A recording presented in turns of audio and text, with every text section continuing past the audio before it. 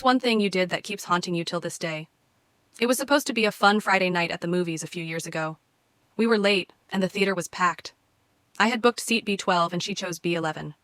When we got there, someone had spilled soda on her seat. She suggested we take the empty seats at the very upper back rows.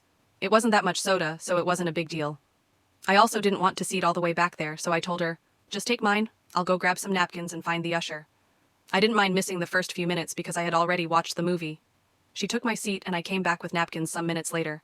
I wiped it, then placed my sweater on the seat and sat on it. Sometime into the movie, she let out a tiny gasp. She said she had felt a sharp prick in her leg. We looked down, and there it was, a needle head sticking out from the underside of her seat.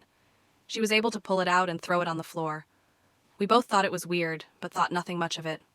About a year later, I started seeing news stories about infected needles being hidden in public places, especially movie theaters, sometimes taped under seats. My mind flashed back to what had happened a year ago, so I immediately called up my friend.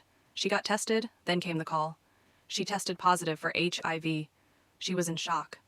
So was I. She hadn't had any recent partners. No risky behavior.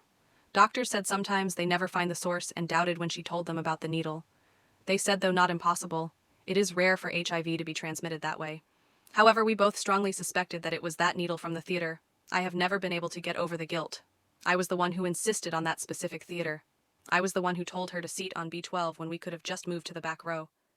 Every time I see her take her medication, or see the light fade from her eyes, I know that should be me.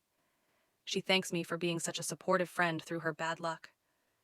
She has no idea that every day I wake up, I feel like I'm living a life I stole from her by accident.